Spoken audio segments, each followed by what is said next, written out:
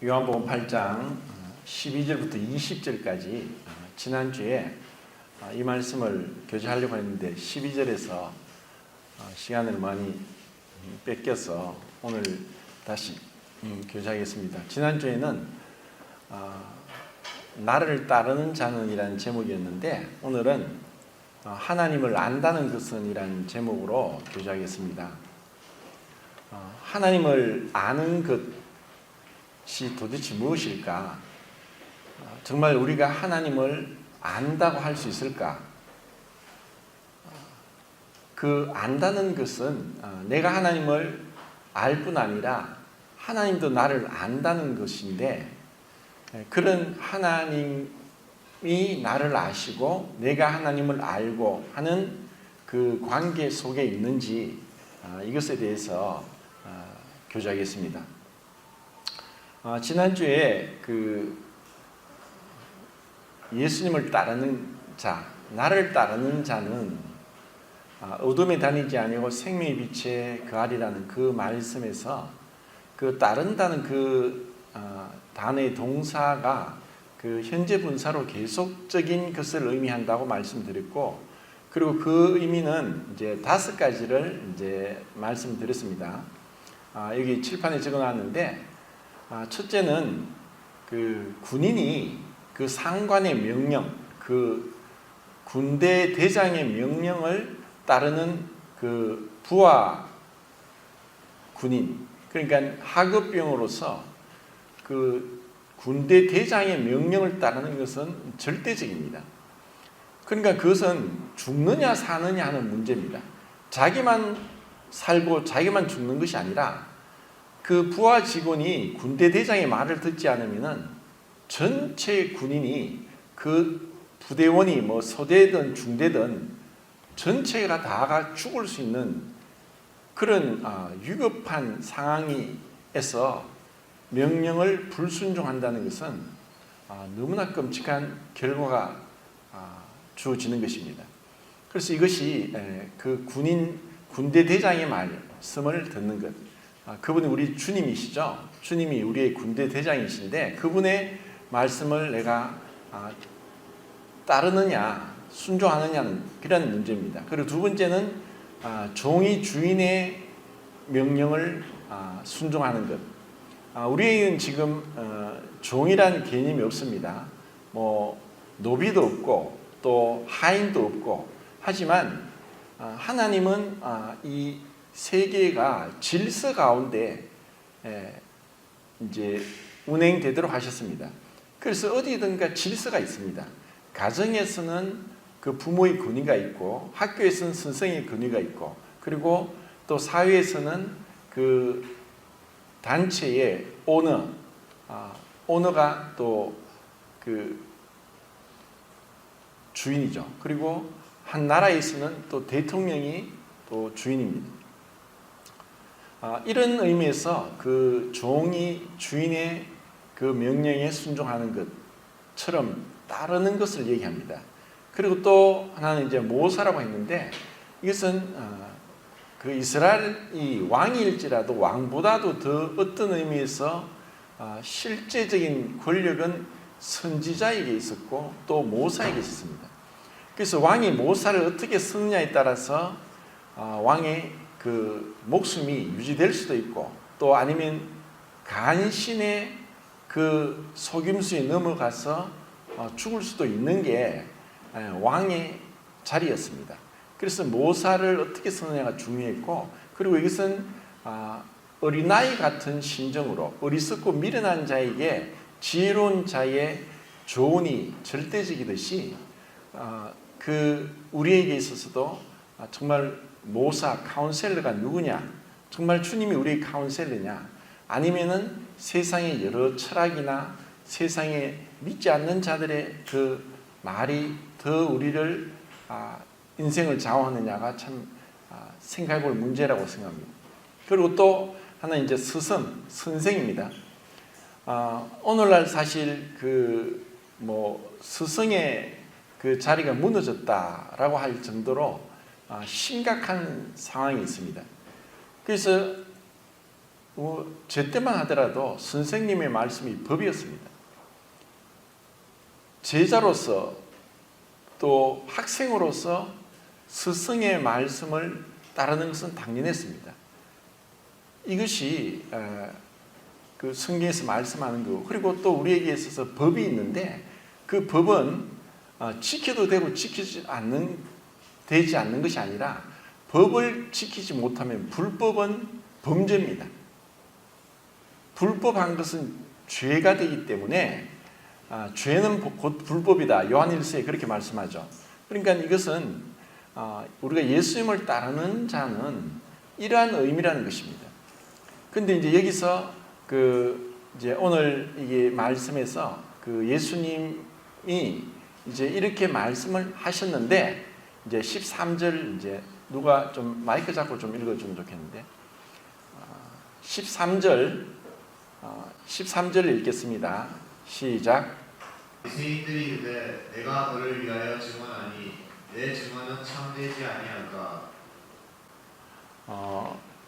예수님이 나는 세상의 빛이다 라고 말씀하셨는데 그 바리새인들은 그 말 자체를 듣고 따르고 순종하기 전에 스스로 자기를 증언하는 것은 합당치 않다라고 완전히 이제 딱 잘라서 무시해 버렸습니다.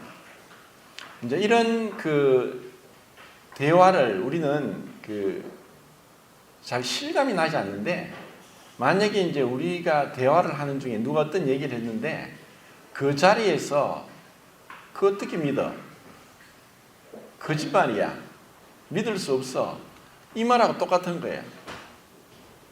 이거는 어마어마한 자존심 상하는 일이고 굉장히 기분이 나쁜 거예요. 그런데 이제 예수님께서 이렇게 말씀하셨는데 이렇게까지 대놓고 부정하고 면박을 준다는 것은 굉장히 이제 무례하고 또 예수님을 굉장히 하찮게 보고 있는 거예요. 네가 뭔데 그런 얘기를 하냐?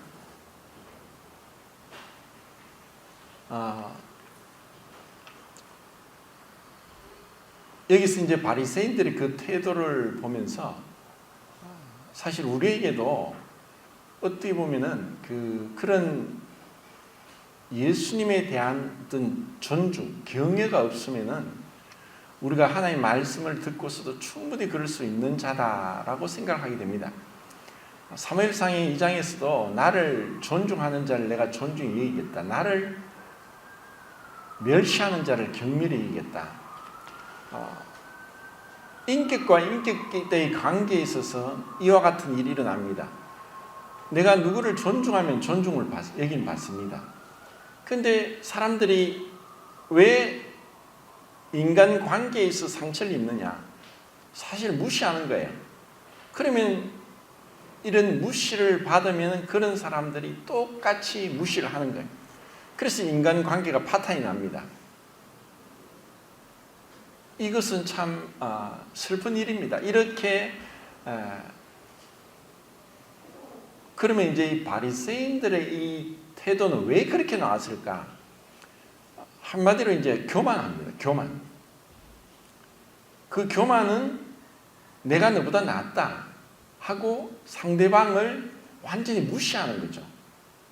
예수님이 사실 행하시고 가르치신 그 모든 것에 있어서 어떠한 부분도 책망받을 게 없었어요.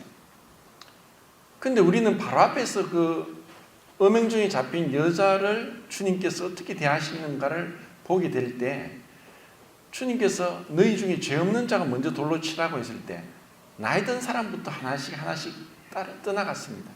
그들이 양심의 가책을 받았습니다. 그런데 지금 이 자들은, 바리새인들은 양심의 가책조차도 없습니다. 왜 양심의 가책이 없느냐?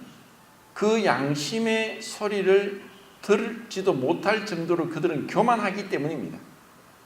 그 교만이 가장 죄의 근본입니다.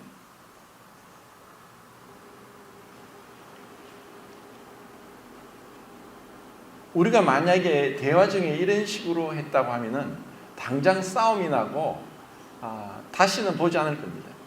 그런데 여기서 우리는 예수님께서 얼마나 온유하시냐, 얼마나 겸손하시냐를 볼 수 있어야 합니다.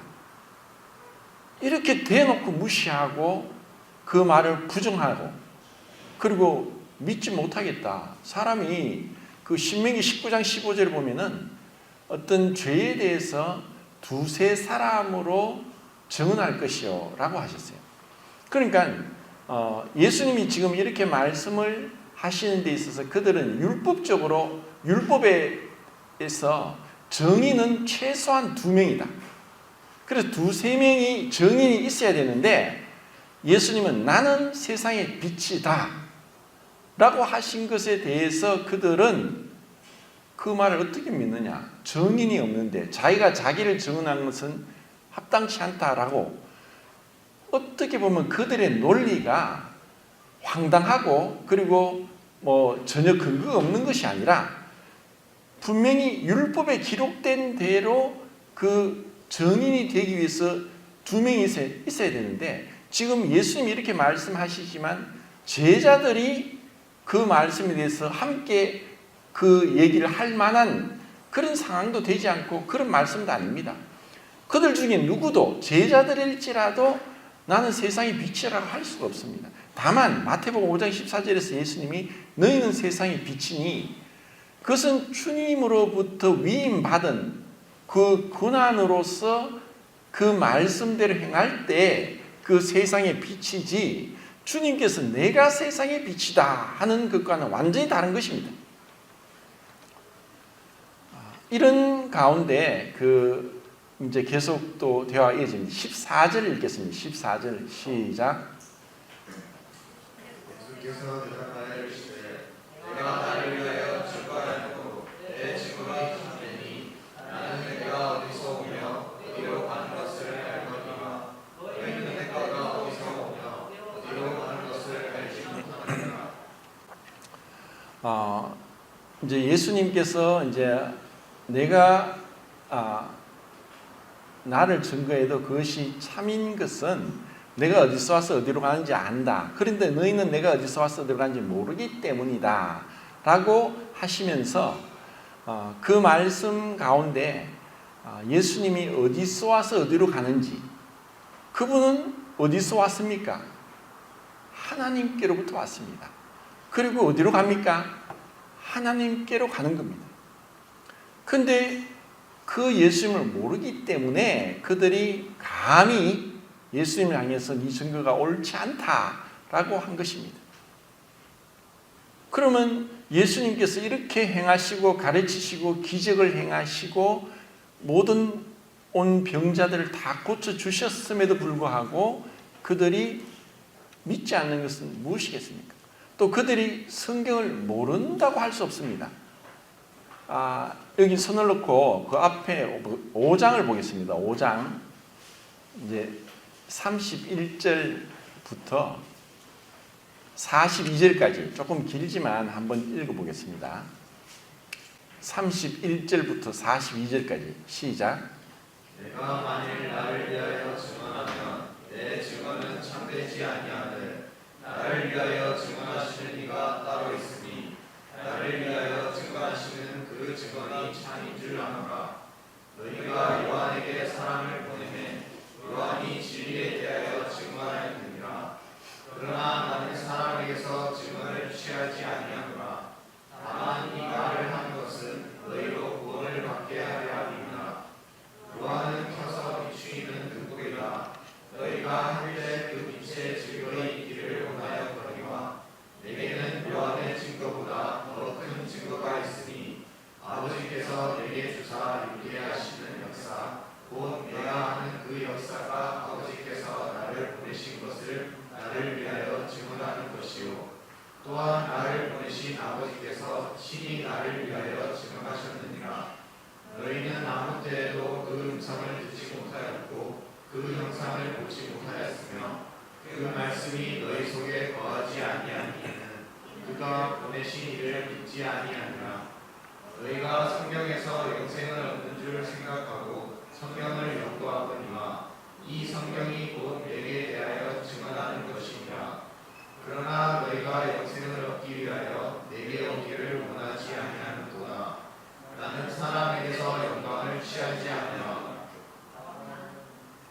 42절. 다만 하나님을 사랑하는 것이 너희 속에 없음을 알아보라. 예. 우리는 다른 공간복음서 마태, 마가, 누가에서 볼 수 없는 것을 요한복음에서 계속 보고 있는데, 실제로 이렇게 요한복음에서 예수님께서 유대인들과의 대화에서 내 아버지라고 이렇게 말씀하시는 대화들이 복음서에서는 거의 없습니다. 다른 공간복음서에는. 요한복음서에서 이렇게 예수님이 직접적으로 하나님을 아버지라고 부르는 것에 있어서 유대인들에게는 어마어마한 신성 모독으로 들리고, 이것이 예수님을 죽이려고 하는 그 악한 마음을 품게 된 것입니다. 그런데 지금 이들이 예수님께서 지금 내가 나를 증거하는 것이 아니다. 나를 증거하는 분은 아버지다. 그리고 그분의 말씀은 참이다. 아버지의 말씀은 진리다. 그리고 너희들이 영생을 얻기 위해 성경을 상고하거니와 이 성경이 곧 내게 대하여 증거하는 것이다. 그러나 너희가 영생을 얻기 위해 내게로 오지 않는도다. 이것은 너희가 나를 사랑하지 않기 때문이다. 라고 그들의 마음의 중심을 꿰뚫어서 말씀했습니다. 분명히 이들과 대화하고 있는 주님은 그들이 성경에 대한 지식이 해박하다는 것을 알고 계십니다.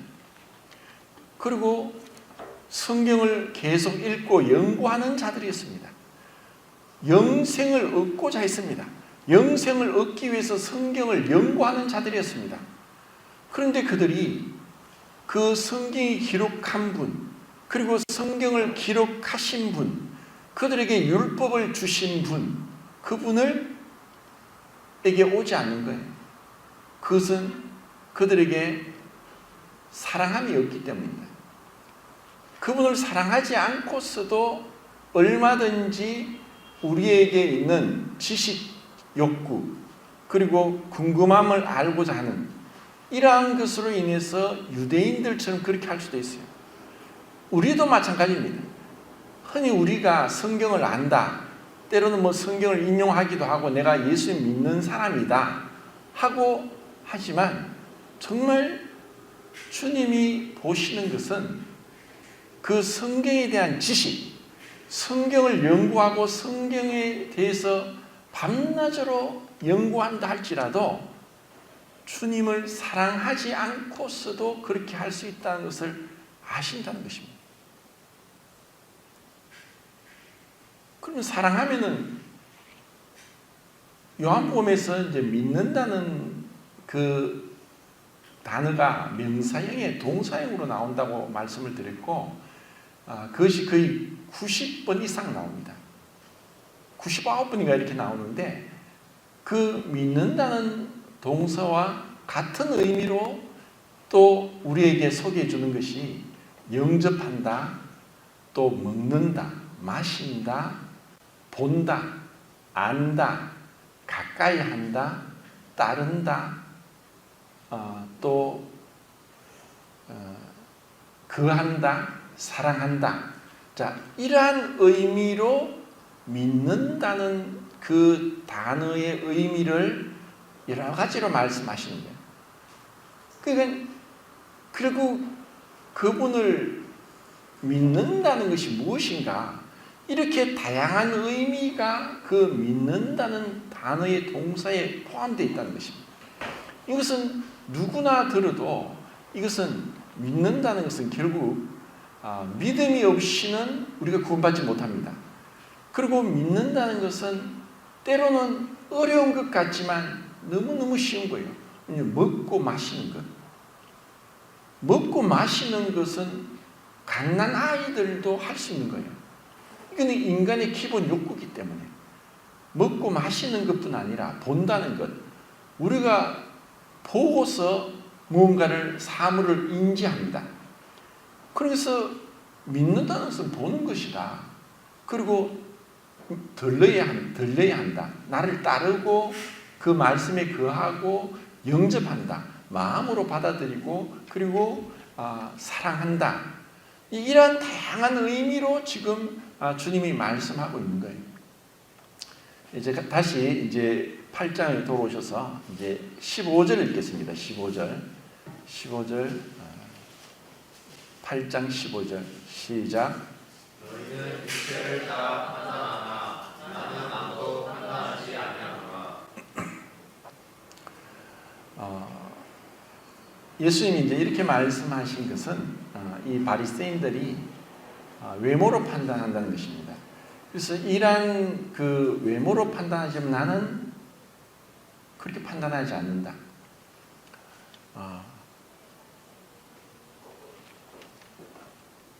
유대인들이 이렇게 했듯이 어떻게 보면 모든 사람들은 판단을 하면서 살고 있습니다. 그래서 이 판단이 그 두 가지 의미로 우리는 구분을 해야 되는데 비판이 될 수도 있고 분별이 될 수 있습니다. 마태복음 7장 1절을 보면 너희는 비판하지 말라. 너희 비판하는 비판으로 너희가 비판을 받을 것이요 너희 헤아리는 헤아림으로 너희가 헤아림을 받을 것이다. 결국 이제 예수님께서 이렇게 말씀하신 것은 비판과 헤아림, 여기서 말씀한 판단은 첫 번째는 부정확합니다. 그리고 그것은 부정확하고 온전하지 못하고 그리고 그것은 한 부분만 보는 것입니다. 이것은 우리 모든 사람들에게 있어서 이런 모습이 나타납니다. 아무리 흔히 이제 예를 들어서 이렇게 한번 제가 말씀드리겠습니다. 큰 어떤 대기업이 어떤 이제 사업을 하는데 이 어떤 개인이 사업하는 거하고 대기업이 사업하는 것은 천지 차이입니다. 왜 천지 차이냐면은 개인도 어떤 사업을 하는데 막무가내로 무작정 그냥 이거 좋겠네 하고 하다가는 그냥 100번 100번 망합니다.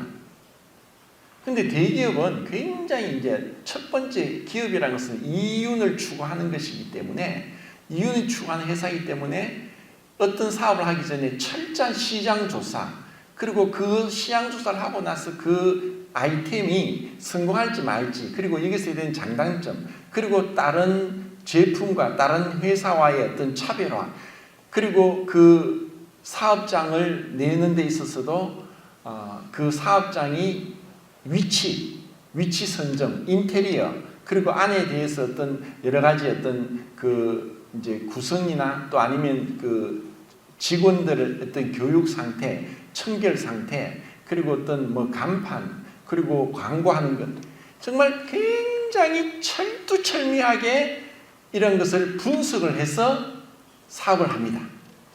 그런데도 망할 수 있어요. 대기업이라고 성공하는 게 아닙니다. 그리고 굉장히 기술이 좋은데도 망할 수 있어요. 자, 이것은 제가 이렇게 말씀드린 것은 우리 사람이 보는 그 판단, 또 분석, 또 비판, 헤아림 이러한 것들은 한계가 있고 불완전하고 또 뭔가 부족함이 있다는 것입니다. 그러면 이제 우리가 이런 판단을 하지 않고 살 수는 없어요. 뭔가를 우리는 모든 일에 있어서 선택의 기로에서 이렇게 할 거냐 저렇게 할 거냐 항상 그런 기준에서 내가 판단을 하고 결정을 하기 때문에 그런데 사실 이제 우리가 이제 교회 안에서 또 다른 사람과의 관계에 있어서 이 판단이 비판이 될 수 있는 것은 어떤 결정적으로 그것을 딱 그 결정하는 데 있어서 우리가 확신을 하거나 아니면은 우리 선에서 그것을 좌우하는 것이 곧 비판이고 판단이 아닌가 생각합니다.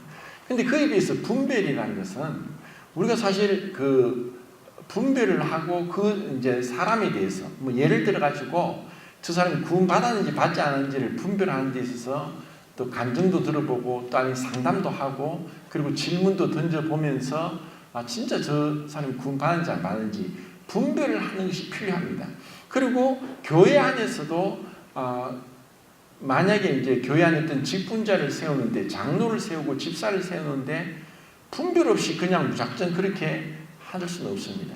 그러니까 새로 입교한 자도 말지 하면서, 이런 새로 입교한 자도, 왜냐하면 그 모임 안에서 여러 가지 어떤 그 분별력이나 정서적으로나 또 어떤 그 교회 지체들에 대해서 잘 모르기 때문에, 또 그런 이유로 인해서 새로 입교한 자도 직분자로 세우지 말라고 한 것입니다. 우리에게서는 사실 그 보이는 게 다가 아니기 때문에, 사람을 보는 것은 사실 빙산의 일각입니다. 우리가 성도를 보는 것이 주일날 잠깐 보고, 그리고 또 뭐 주중에도 한번 볼 수도 있고 안 볼 수도 있고, 또 한 것이 마치 빙산이 바다 위에 떠 있는 것이 한 10분의 1이 떠 있지만 10분의 9는 90%는 바다 밑에 가라앉아 있어서 보이질 않는 거예요.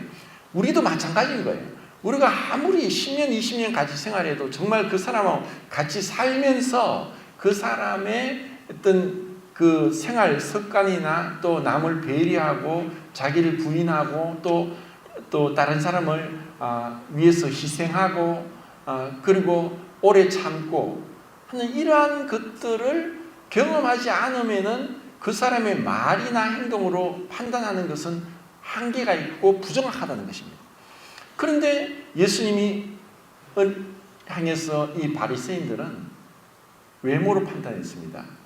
그들의 한계에 있어서, 첫 번째, 너는 우리 밑에서 율법을 공부하지 않았다.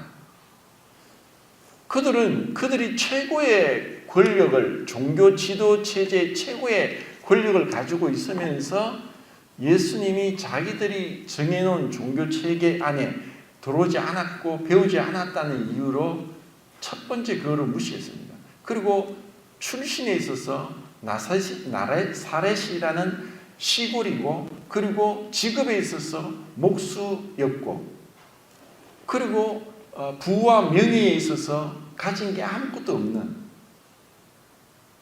그렇기 때문에 외모로 예수님이 무슨 말씀을 한다고 할지라도 아예 대놓고 무시하는 거예요. 그냥 면박을 주는 거, 그 앞에서. 그런데 예수님은 나는 그렇게 하지 않는다.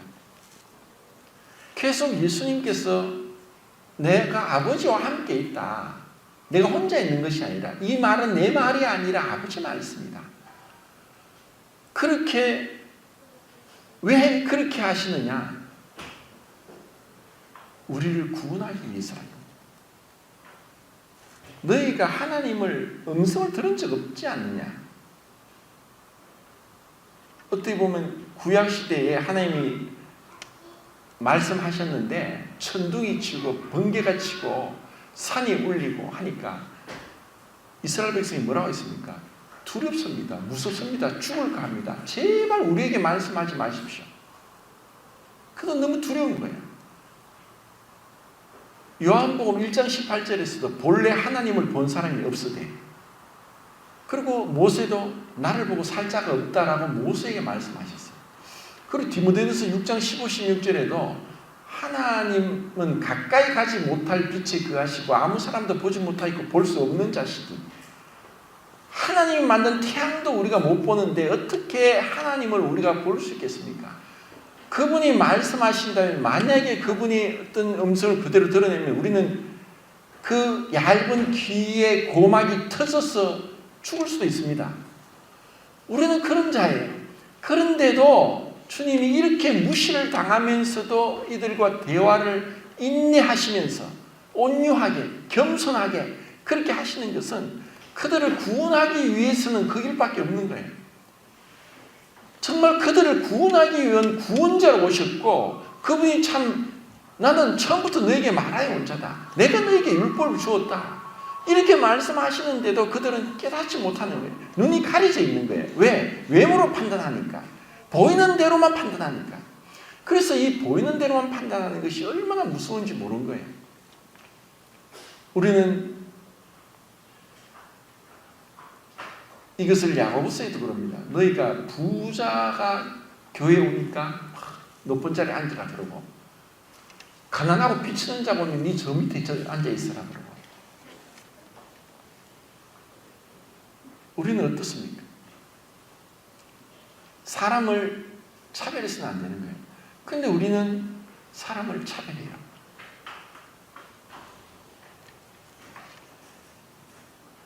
정말 주님을 따른다는 것은 때로는 어린아이 같은 마음이 필요하다고 생각합니다.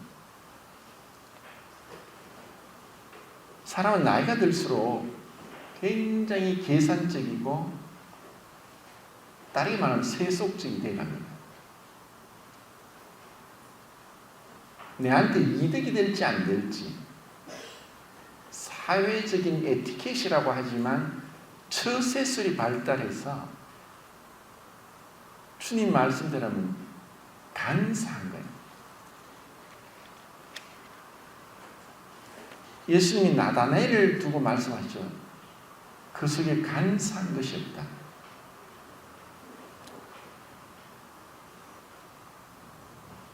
간사라는 것은 이중적이고 위선적이고 그 속을 알 수 없고, 그리고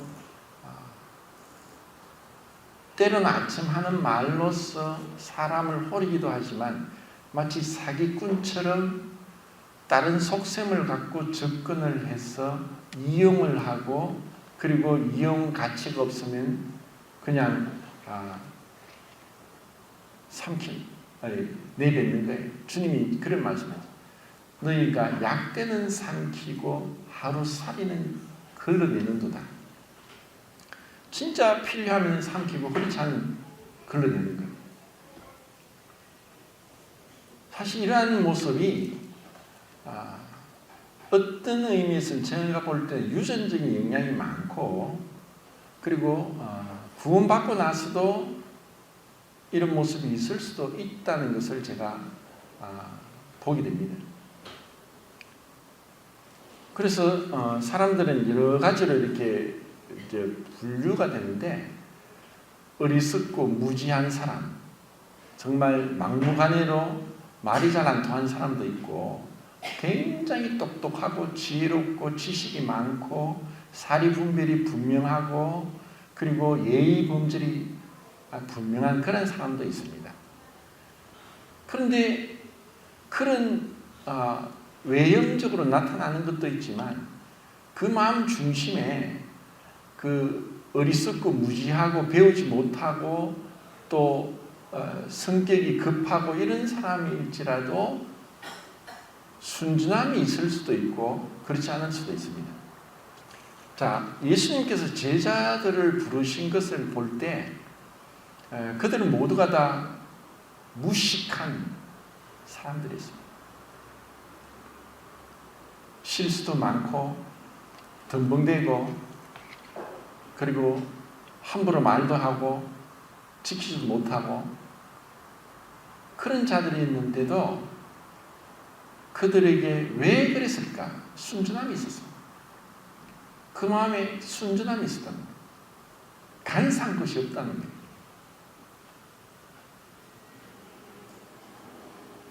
무식하면서도 간사할 수도 있고 유식하면서도 간사할 수 있어요.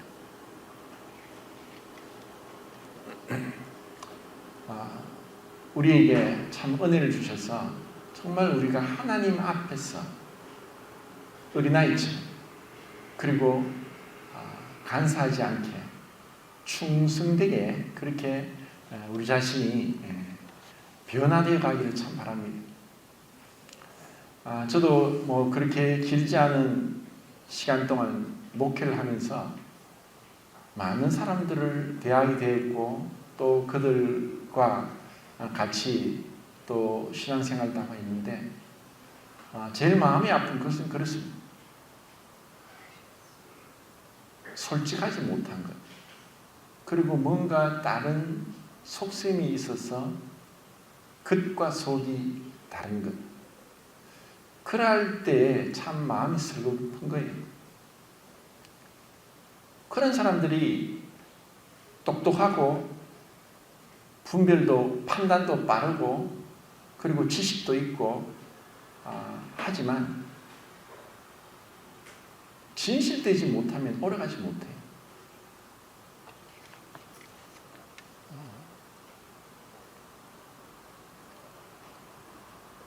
그리고 우리의 인간관계가 얼마나 오래 지속되느냐에 따라서 그 사람이 진실됨과 충성됨이 나타납니다. 우리가 짧은 인생을 살면서 우리의 마지막 때, 그때는 장례식 때, 그때는 옵니다.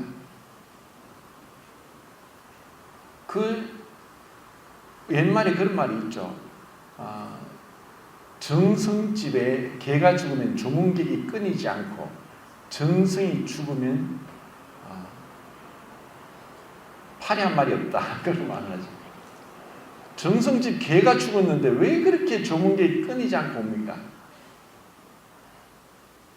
그 정성한테 뭔가를 바라는 거예요. 그게 사람입니다. 그런데 제가 오래전에 어떤 한 청년의 장례식에 대해서 얘기한 적이 있는 안현수라는 분인데 33세에 일찍 주님 품에 안겼습니다. 그분이 의사였는데 나중에 책으로도 나왔어요. 바보 청년 의사 안현수라는 그 전기집인데 한번 보시면은 감동이 될 겁니다. 33세에 그 유행성 출혈로 그렇게 이제 죽음을 맞게 되는데 그분이 결혼도 안 하고 혼자서 살았었어요. 그런데 장례식장에 오후 12시 55분에 죄송해요. 왜 안 끄시지? 9월 안 12시 끄시지? 해제. 왜 안 끄시죠? 시간이 다 된 것 같네요. 조문객이 3,000명 이상이 왔답니다. 그 사람이 뿌리는 열매입니다. 진실되게 주님을 위해서 복음을 전하고 주님의 사랑을 전하고 항상 그의 손에는 복음책자, 소책자 그리고 찬양 CD 이것이 항상 있으면서 또 병원에서 전에 그 뭐 의료 파업하면서 그 어려웠을 때인데 그때 의사들이 다 뭐 출근도 하지 않고 수술도 하지 않았을 때 혼자서 온갖 의사들 다른 의사들인데 욕을 얻어먹으면서도 자기는 환자들 돌아보고 그리고 또 병중에 있는 환자들도 찾아가서 또 보험도 전하다가 어느 날 보니까 그 환자가 안 보이는 거예요. 그래서 알아보니까 환자가 이미 세상을 떠났어요. 그러자 그 집을 찾아가서 그 유가족들도 위로하면서 또 그렇게 그 복음도 전하고 예수님을 믿으라 하고 정말 대단한 사람이에요. 정말 주님처럼 33세를 살았는데 그가 행한 그 결과가 장례식장에서 그렇게 나타나더라고요.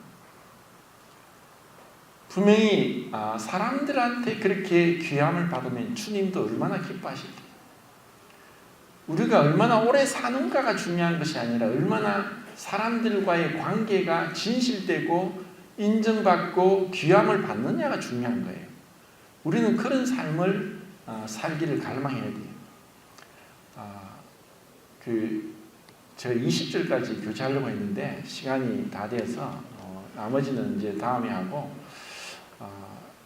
정말 이 말씀 자체 안에서 제가 그 성도님들에게 계속 강조하고 싶은 것은 주님의 오래 참으심, 온유와 겸손 그리고 정말 이렇게 예수님을 대놓고 무시하는 자들을 향해서 그들을 어떻게 하든 구원하시기 위해서 자기 모든 것을 주기까지 고린도후서 8장 9절에 너희가 우리 주 예수 그리스도의 은혜를 알거니와 부유하신 이로써 가난하게 되심은 그의 가난하게 되심으로 너희를 부유케 하려 하심이라. 그는 이 세상의 창조자예요. 모든 것을 가지고 계신 분이에요. 그런데 그것을 우리를 위해서 자기가 가난하게 되심은 우리로 하여금 그 하늘의 부유함을 알고 부요함으로 인도하고 그것을 주기 위함인 거예요. 그 주님의 가난하게 되심은 주님이 철저하게 자기를 낮추시고 부인하셨기 때문에 우리에게 구원이 이루어진 거예요. 그분은 모든 것을 버리셨어요. 그리고 가장 낮게 되셨어요. 그 입고 있던 옷마저도 다 벗김을 당했어요. 우리를 위해서 모든 걸 주시는 거예요. 아낌없이 주는 나무라는 그러한 동화도 있듯이 나무가 모든 것을 우리에게 주듯이 그분은 우리에게 모든 걸 주신 거예요. 왜? 우리를 구원하기 위해서. 우리에게 부요함을 알리기 위해서.